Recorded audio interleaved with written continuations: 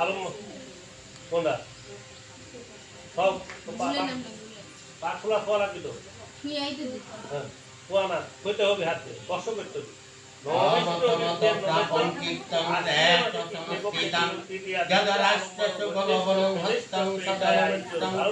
যদি মামা প্রতিকার ধৃতরাষ্ট্রনালে হিতয়নকে হেমত্তরং ভবেতু সঞ্জয় হেমত্তর্জুন সংঘপতরং বিষ্ণু বিসর্জনং চাপং সকং সচ্চায়ং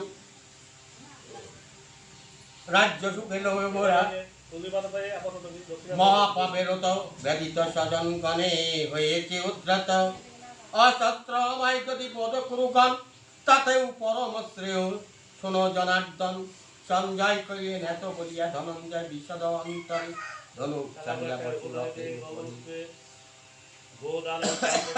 অর্থাৎ রাজ্য ও সুখভোগের লোকে আমরা মহাপাপ করতে বসিয়া আছি। অর্জুন বলছে আমরা রাজ্য ও সুখভোগের লোভে আমরা মহাপাপ করতে বসিয়াছি।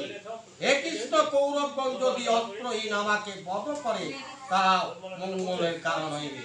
সঞ্জয় করিলেন শোককুল অর্জুন এই কথা বলিয়া ধনুর্বাণ ত্যাগ করিয়া রথের উপর বসিয়া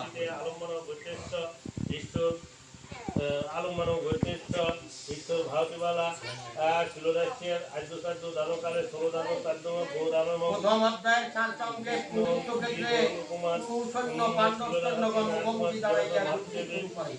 এমন সময় পাণ্ডব পক্ষে যুদ্ধে করিতে আসিয়াছিলেন মধ্যম পাণ্ডব ভগবান কৃষ্ণের অর্জুনের সারথি।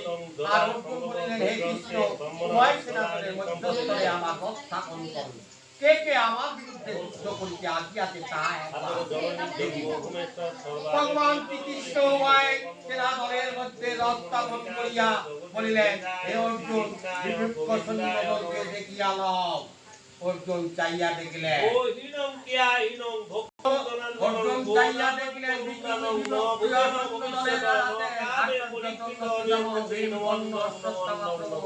বীরগণ এবং আত্মীয় স্বজনগণ সকলেই অর্জুনের বিপক্ষে যুদ্ধ করিতে প্রস্তুত দেখিয়া অর্জুনের ভাবান্তর হইল। তিনি ভগবান